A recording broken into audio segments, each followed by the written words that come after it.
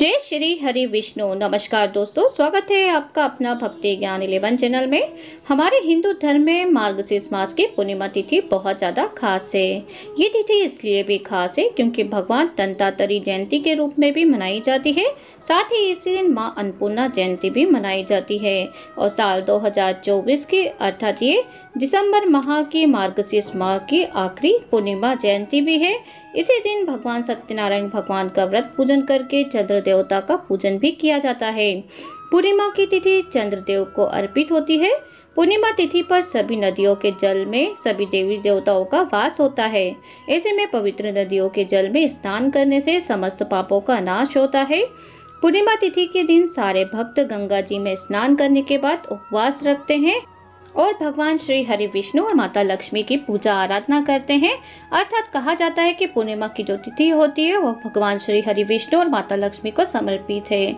साथ ही शास्त्रों में वर्णित है कि जो भी भक्त पूर्णिमा को लक्ष्मी नारायण की विशेष पूजा आराधना करते हैं उन्हें समस्त कायिक, वाचिक, मानसिक पाप कर्मों से मुक्ति मिलती है।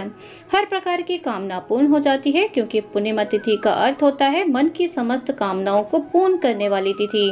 और पूर्णिमा के दिन चंद्रमा की पूजा की जाती है जो मन के कारक होते हैं। इसके साथ ही भगवान सत्यनारायण की पूजा की जाती है जो हर प्रकार की मनोकामना पूर्ण करने वाली है।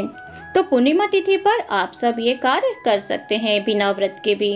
जो भक्त व्रत नहीं कर पाते हैं उन्हें सत्यनारायण की कथा जरूर सुनना चाहिए अर्थात करना चाहिए। पूर्णिमा तिथि पर भूलकर भी लहसुन, प्याज, मांसाहार का सेवन नहीं करना चाहिए अर्थात तामसिक चीजें ग्रहण नहीं करना चाहिए। नाखून, बाल इत्यादि नहीं कटवाना चाहिए और इस दिन आप पवित्र वृक्षों के नीचे या मंदिर में दीपदान कर सकते हैं। आप सभी को माँ अन्नपूर्णा जयंती की हार्दिक शुभकामनाएं। आज हम रसपान करेंगे माँ अन्नपूर्णा की पौराणिक व्रत कथा को। जी हाँ, मार्गशीर्ष माह में पड़ने वाली पूर्णिमा तिथि को अन्नपूर्णा जयंती के रूप में भी मनाई जाती है। साल 2024 में 15 दिसंबर दिन रविवार के दिन मार्गशीर्ष पूर्णिमा साल की आखिरी पूर्णिमा मनाई जाएगी। इस दिन माता अन्नपूर्णा जयंती साथ ही धनु संक्रांति भी मनाई जाएगी। माँ अन्नपूर्णा की कृपा से अन्न, धन, भंडार सदैव भरा रहता है, इसलिए इन्हें भरण पोषण वाली देवी भी कहा जाता है। जो भी साधक इस दिन माँ अन्नपूर्णा की विशेष पूजा आराधना करते हैं, उनकी कथा को श्रवण करते हैं, उनके घर हमेशा अन्न भंडार से भरे रहते हैं। कभी भी अन्न धन की कमी नहीं होती है, साथ ही सुख समृद्धि का वास भी होता है। तो देखिए, काशी विश्वनाथ से श्री माता अन्नपूर्णा का विशेष संबंध बताया गया है। काशी में माता अन्नपूर्णा का विशेष पुराना मंदिर है जो कि अत्यंत ही भव्य मंदिर है और प्राचीन मंदिर है। यह मंदिर अन्नकूट के दिन खुलता है। उस दिन 56 तरह के भोग माता अन्नपूर्णा को अर्पित किए जाते हैं। माँ अन्नपूर्णा माता के महाव्रत की कथा प्रारंभ करते हैं। एक समय की बात है, काशी निवासी धनंजय की पत्नी का नाम सुलक्षणा था। उसे अन्य सब सुख प्राप्त थे, केवल निर्धनता ही उसके दुख का एकमात्र कारण थी। यह दुख उसे हर समय सताता रहता था। एक दिन सुलक्षणा पति से बोली, स्वामी आप कुछ उद्यम करो तो काम चले। इस प्रकार कब तक काम चलेगा? सुलक्षणा की बात धनंजय के मन में बैठ गई और वह उसी दिन विश्वनाथ शंकर जी को प्रसन्न करने के लिए बैठ गया और कहने लगा, हे देवाधिदेव विश्वेश्वर, मुझे पूजा पाठ कुछ आता नहीं है, केवल आपके भरोसे बैठा हूँ। इतनी विनती करके वह 2-3 दिन भूखा प्यासा बैठा रहा और भगवान शिव की पूजा आराधना करता रहा। यह देखकर भगवान शंकर ने उसके कान में अन्नपूर्णा अन्नपूर्णा अन्नपूर्णा कहा। इस प्रकार 3 बार कहा कि वह कौन है, क्या कह गया। इसी सोच में धनंजय पड़ गया कि मंदिर से आते ब्राह्मणों को देखकर पूछने लगा, पंडित जी अन्नपूर्णा कौन है? ब्राह्मणों ने कहा, तू अन्न छोड़ चुका है इसलिए तुझे अन्न की ही बात सूझती है। जा घर जा और अन्न ग्रहण कर। धनंजय घर चला गया। स्त्री से सारी बात कही। वह बोली, नाथ चिंता मत करिए, स्वयं शंकर जी ने यह मंत्र दिया है, वे स्वयं ही खुलासा करेंगे। आप फिर जाकर उसकी आराधना करो अर्थात उनकी आराधना करिए। धनंजय फिर जैसा का तैसा पूजा में बैठ गया और रात्रि में शंकर जी ने आज्ञा दी और कहा, तो पूर्व दिशा में चला जा, वहां अन्नपूर्णा का नाम जपता जाता और रास्ते में फल खाता, झरनों का पानी पीता जाता। इस प्रकार कितने ही दिनों तक चलता गया। वहां उसे चांदी सी चमकती वन की शोभा देखने में आई, सुंदर सरोवर देखने में, या उसके किनारे कितनी सारी अप्सराएं झुंड बनाए बैठी थी। एक कथा सुनती और सब मिलकर माँ अन्नपूर्णा इस प्रकार बार बार कहती थीं। यह अघन मार्गशीर्ष मास की उजेली रात्रि थी और आज से ही व्रत का आरंभ था। जिस शब्द की खोज करने पर वह निकला था, वह उसे वहां सुनने को मिला। धनंजय ने उसके पास जाकर पूछा, हे देवियों, आप यह क्या करती हो? उन सब ने कहा, हम सब माँ अन्नपूर्णा का व्रत करती हैं। धनंजय ने पूछा, व्रत पूजा करने से क्या होता है? यह किसी ने किया भी है या इसे कब किया जाए? कैसा व्रत है? मैं इस कैसी विधि है? मैं सब कुछ विस्तार से जानना चाहता हूँ, मुझे विस्तार से बतलाओ। वे कहने लगे, इस व्रत को सब कोई कर सकते हैं। 21 दिन तक के लिए 21 गांठ का सूत लेना चाहिए। 21 दिन यदि ना बन सके तो एक दिन उपवास करें। यह भी ना बने तो केवल कथा सुनकर प्रसाद लें। निराहार रहकर कथा कहें। कथा सुनने वाला कोई ना मिले तो पीपल के पत्ते को रख, सुपारी या घृत कुमारी अर्थात गुबार पाठ, वृक्ष को सामने कर, दीपक को साक्षी कर, सूर्य, गाय, तुलसी व महादेव को बिना कथा सुनाए मुख में दाना ना डालें। यदि भूल से भी कुछ पड़ जाए तो एक दिवस फिर उपवास करें। व्रत के दिन क्रोध ना करें, झूठ ना बोलें। धनंजय बोला, इस व्रत के करने से क्या होगा? वे कहने लगी, इसके करने से अंधों को नेत्र मिले, लूलों को हाथ मिले, निर्धन के घर धन आए, बांझी को संतान मिले, मूर्ख को विद्या आए। जो जिस कामना से व्रत करे माँ उसकी इच्छा पूरी करती हैं। वह कहने लगा, बहनों, मेरे पास भी धन नहीं है, विद्या नहीं है, कुछ तो भी नहीं है। मैं तो दुखिया ब्राह्मण हूँ। मुझे इस व्रत का सूत दोगी? हाँ भाई, तेरा कल्याण हो, हम तुम्हें अवश्य देंगे।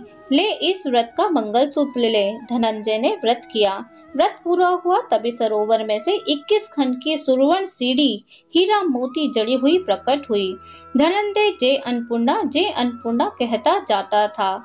इस प्रकार कितनी भी सीढ़ियां उतर गया और क्या देखता कि करोड़ों सूर्य से प्रकाशमान अन्नपूर्णा का मंदिर है। उसके सामने सुवर्ण सिंहासन पर माता अन्नपूर्णा विराजमान है। सामने भिक्षा हेतु शंकर खड़े हुए हैं और देवागनाएं चंवर डुलाती हैं। कितने भी हथियार बांधे पहरा देती हैं। धनंजय दौड़ लगाकर जगदम्बा के चरणों में गिर गया। देवी उसके मन का कलेश जान गई। धनंजय कहने लगा, माता, आप तो अंतर्यामी हैं, मैं अपनी दशा आपको क्या बताऊं? माता बोली, मेरा व्रत किया है, जा, संसार तेरा सत्कार करेगा। माता ने धनंजय की जीवा पर बीज मंत्र लिख दिया। अब तो उसके रोम रोम में विद्या प्रकट हो गई। इतने में क्या देखता है कि वह काशी विश्वनाथ के मंदिर में जा खड़ा। माँ का वरदान ले धनंजय घर आया और सुलक्षणा से सब कुछ बात कही।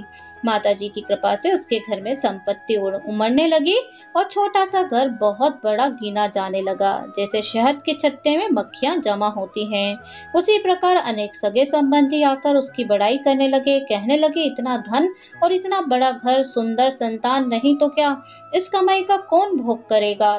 सुलक्षणा से आपकी कोई संतान नहीं है, इसलिए तुम दूसरा विवाह करो।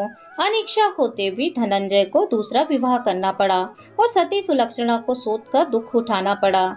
इस प्रकार दिन बीतते गए। फिर अघन मास आया।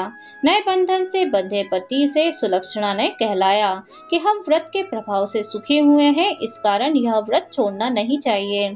यह माता जी का प्रताप है जो हम इतने संपन्न और सुखी हैं। सुलक्षणा की बात सुन धनंजय उसके यहाँ आया और व्रत में बैठ गया। नई बहू को इस व्रत की खबर नहीं थी।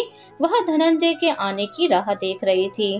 दिन बीतते गए और व्रत पूर्ण होने में 3 दिवस बाकी थे कि नई बहू को खबर पड़ी। उसके मन में ईर्ष्या की ज्वाला दहक उठी, अर्थात सुलक्षणा के घर जा पहुंची और उसने वहां भगदड़ मचा दी। वह धनंजय को अपने साथ ले आई और नए घर में धनंजय को थोड़ी देर के लिए निद्रा ले आ दबाया, अर्थात धनंजय को निद्रा आ गई। इसी समय नई बहू ने उसका व्रत का सूत तोड़कर आग में फेंक दिया। अब तो माताजी का कोप जाग गया। घर में अकस्मात आग लग गई। सब कुछ जलकर खाक हो गया। सुलक्षणा जान गई और पति को फिर अपने घर ले आई। नई बहू रूठकर पिता के घर जा बैठी। पति को परमेश्वर मानने वाली सुलक्षणा बोली, नाथ घबराना नहीं, माताजी की कृपा अलौकिक है। पुत्र कपूत हो सकता है पर माता कुमाता नहीं होती है। अब आप श्रद्धा और भक्ति से आराधना शुरू करो, वे जरूर आपका कल्याण करेंगी। धनंजय फिर माता के पीछे पड़ गया। फिर वही सरोवर सीढ़ी प्रकट हुई, उसमें माँ अन्नपूर्णा कहकर वह उतर गया। वहां जा माता जी के चरणों में रुदन करने लगा। माँ अन्नपूर्णा प्रसन्न होकर बोली, यह मेरी स्वर्ण की मूर्ति ले, उनकी पूजा करना तो फिर सुखी हो जाएगा। जा, मेरा आशीर्वाद तेरे साथ है। तेरी स्त्री सुलक्षणा ने श्रद्धा से मेरा व्रत पूर्ण किया है, उसे मैंने पुत्र दिया है। धनंजय ने आंखें खोली तो खुद को काशी विश्वनाथ के मंदिर में खड़ा पाया। वहां से फिर उसी प्रकार घर को आया और इस तरीके से सुलक्षणा के दिन चढ़े। महीने पूरे होते ही पुत्र का जन्म हुआ। गाँव में आश्चर्य की लहर दौड़ गई। इस प्रकार उसी गांव के निसंतान सेठ के पुत्र होने पर उसने माता अन्नपूर्णा का मंदिर बनवा दिया। उसमें माता जी धूमधाम से पधारी, यज्ञ किया और धनंजय को मंदिर के आचार्य का पद दे दिया गया। जीविका के लिए मंदिर की दक्षिणा और रहने के लिए बड़ा सुंदर सा भवन दिया। धनंजय स्त्री पुत्र सहित वहां रहने लगा। माता जी के चढ़ावे में भरपूर आमदनी होने लगी। उधर नई बहू के पिता के घर डाका पड़ गया, सब लुट गया। वे भीख मांगकर पेट भरने लगे। सुलक्षणा ने यह सब सुना तो उन्हें बुला भेजा, अर्थात अलग घर में रख लिया और उनके अन्न वस्त्र का प्रबंध कर दिया। धनंजय, सुलक्षणा और उसका पुत्र माताजी की कृपा से आनंद से रहने लगे। माताजी ने जैसे उनके भंडार भरे वैसे सबके भंडार भरना। बोलिए अन्नपूर्णा माता की जय। आइए अब हम श्रवण करेंगे सत्यनारायण भगवान की पौराणिक व्रत कथा, जिसे मार्गशीर्ष माह के पूर्णिमा तिथि पर अवश्य से श्रवण करना चाहिए। अगर आप व्रत करते हैं तो अति उत्तम है, अगर व्रत नहीं भी कर रहे हैं तो भी आपको इस कथा को जरूर से श्रवण। मार्गशीर्ष मास की पूर्णिमा तिथि 14 दिसंबर 15 दिसंबर को रहेगी, अर्थात दोनों ही दिन व्रत किया जाएगा। लेकिन उदया तिथि के अनुसार अगर आप 14 दिसंबर को ये व्रत रखते हैं तो अति उत्तम होता है। तो इस दिन आपको व्रत करने वाले जातक को भगवान सत्यनारायण की कथा सुननी और पढ़नी चाहिए, तभी आपको व्रत का पूर्ण फल मिलता है। अगर व्रत नहीं भी कर रहे हैं तो भी इस कथा को जरूर से श्रवण करिए, जिससे आपको कथा सुनने मात्र से ही भगवान श्री सत्यनारायण भगवान की आपके ऊपर कृपा बरसती है। तो आइए भगवान श्री सत्यनारायण भगवान का नाम लेते हुए आज की व्रत कथा प्रारंभ करते हैं। एक बार योगी नारद जी ने भ्रमण करते हुए मृत्युलोक के प्राणियों को अपने अपने कर्मों के अनुसार तरह तरह के दुखों से परेशान होते देखा। इससे उनका संत हृदय द्रवित हो उठा। वे वीणा बजाते हुए अपने परम आराध्य भगवान श्री हरि की शरण में हरि कीर्तन करते हुए क्षीर सागर जा पहुँचे और स्तुति पूर्वक बोले, हे नाथ, यदि आप मेरे ऊपर प्रसन्न हैं तो मृत्युलोक के प्राणियों की व्यथा हरने वाला कोई छोटा सा उपाय बताने की कृपा करिए। तब भगवान ने कहा, हे वत्स, तुमने विश्व कल्याण की भावना से बहुत ही सुंदर प्रश्न किया है, अतः तुम्हें साधुवाद है। आज मैं तुम्हें एक ऐसा व्रत बताता हूँ जो स्वर्ग लोक में भी दुर्लभ है और महान पुण्यदायक है तथा मोह के बंधन को काट देने वाला है, और वह है सत्यनारायण भगवान का व्रत। इसे विधि विधान से करने पर मनुष्य सांसारिक सुखों को भोगकर परलोक में मोक्ष प्राप्त कर लेता है। इसके बाद काशीपुर नगर के एक निर्धन ब्राह्मण को भिक्षावृत्ति करते देख भगवान श्री हरि विष्णु स्वयं ही एक बूढ़े ब्राह्मण के रूप में उस निर्धन ब्राह्मण के पास जाकर कहते हैं, हे विप्र, श्री सत्यनारायण भगवान मनोवांछित फल देने वाले हैं। तुम उनके व्रत पूजन करो, जिसे करने से मनुष्य सब प्रकार के दुखों से मुक्त हो जाता है। इस व्रत में उपवास का भी अपना एक अलग ही महत्व है, किंतु उपवास से मात्र भोजन न लेना ही नहीं समझना चाहिए। उपवास के समय हृदय में यह धारणा भी होना चाहिए कि आज श्री सत्यनारायण भगवान हमारे पास ही विराजमान है, अतः अंदर व बाहर शुचिता बनाए रखना चाहिए और श्रद्धा विश्वास पूर्वक भगवान का पूजन कर उनकी मंगलमय कथा को श्रवण करना चाहिए। सायंकाल में यह व्रत पूजन अधिक प्रशस्त माना जाता है। श्री सत्यनारायण की कथा बताती है कि व्रत पूजन करने से मानव मानव मात्र का समान अधिकार है, चाहे वह निर्धन, धनवान, राजा या व्यवसायी ब्राह्मण क्यों ना हो, अन्य वर्ग, स्त्री या पुरुष ही क्यों ना हो। यही स्पष्ट करने के लिए इस कथा में निर्धन ब्राह्मण, गरीब लकड़हारा, राजा उल्कामुख, धनवान व्यवसायी और साधु वैश्य तथा उसकी पत्नी लीलावती, कुली कलावती, राजा द्रंगध्वज व गोप गणों की कथा का समावेश किया गया है। कथा अनुसार ग्रहण करने से यह निष्कर्ष निकलता है कि जिस किसी ने सत्य के प्रति श्रद्धा विश्वास किया है, उन सबके कार्य सिद्ध होंगे। जैसे लकड़हारा गरीब ब्राह्मण, उल्कामुख गोपगणों ने सुना है कि यह व्रत सुख, सौभाग्य, संतति, संपत्ति सब कुछ देने वाला है, तो सुनते ही श्रद्धा, भक्ति और प्रेम के साथ सत्यव्रत का आचरण करने में लग गए हैं और फलस्वरूप यह लौकिक सुख भोग कर परलोक में मोक्ष के अधिकारी हुए हैं।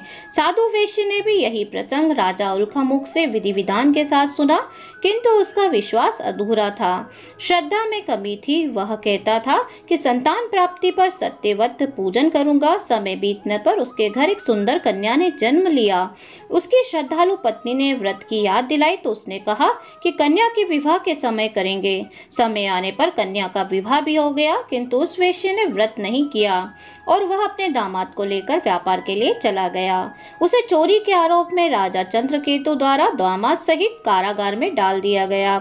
पीछे घर में भी चोरी हो गई थी और पत्नी लीलावती व कुली कलावती भिक्षावृत्ति के लिए विवश हो गई।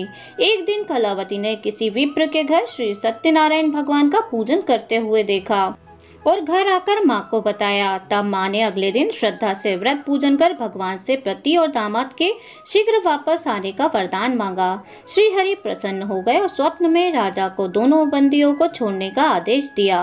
राजा ने उनका धन्य धान तथा प्रचुर द्रव्य देकर उन्हें विदा किया। घर आकर पूर्णिमा और संक्रांति को सत्यव्रत का जीवन पर्यंत आयोजन करता रहा। फलतः सांसारिक सुख भोग कर उसे मोक्ष की प्राप्ति हुई और इस तरीके से राजा द्रंगध्वज ने वन में गोपगणों को श्री सत्यनारायण भगवान का पूजन करते देखा, किंतु प्रभुता के मद में चूर राजा ने ना तो पूजा स्थल पर गया और ना ही दूर से ही प्रणाम किया, ना ही गोपगणों द्वारा किया हुआ प्रसाद ग्रहण किया। परिणाम यह हुआ कि राजा के पुत्र धन्य धान और अश्व गजा आदि सभी नष्ट हो गए। राजा को अकस्मात यह आभास हुआ कि विपत्ति का कारण सत्यदेव भगवान का निरादर है। उसे बहुत पश्चाताप हुआ। वह तुरंत वन में गया, गोपगणों को बुलाकर काफी समय लगाकर सत्यनारायण भगवान की पूजा की, फिर उनसे ही प्रसाद ग्रहण किया और घर आ गया। उसने देखा कि विपत्ति टल गई है और उसकी सारी संपत्ति तथा जन सुरक्षित हो गए हैं।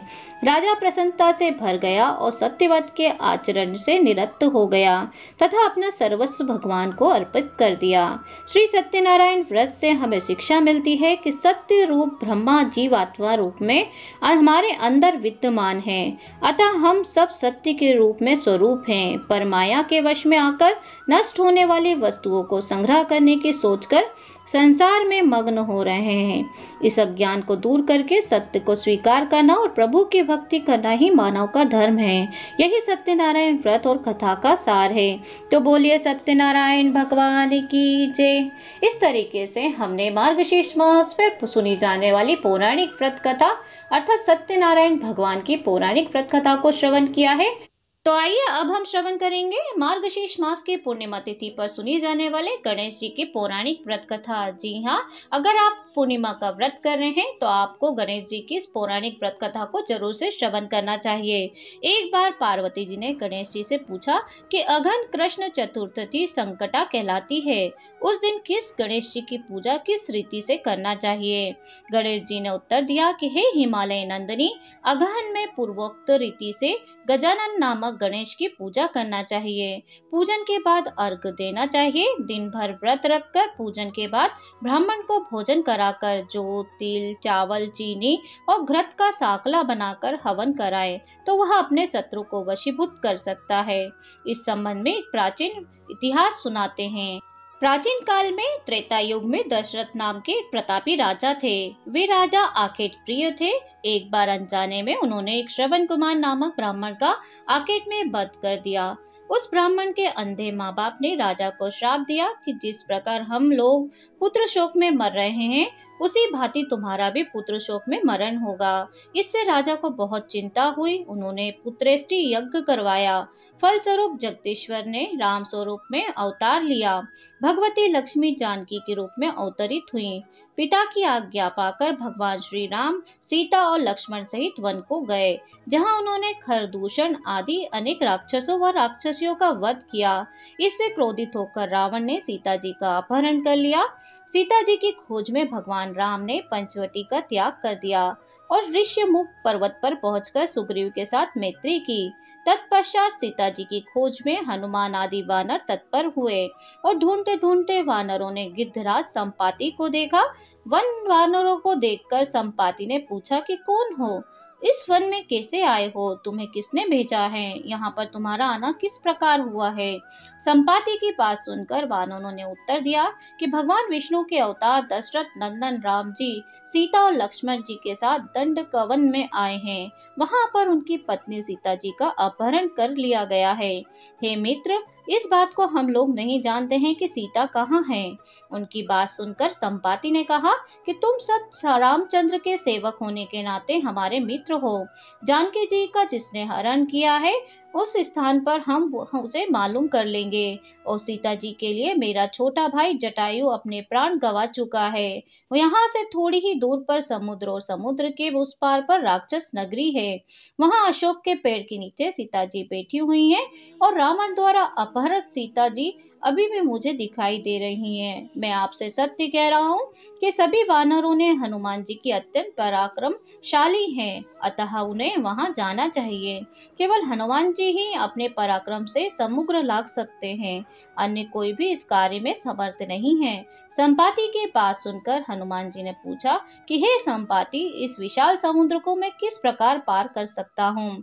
जब हमारे सब वानर उस पार जाने में असमर्थ हैं, तो मैं अकेले कैसे पार कर सकता हूँ।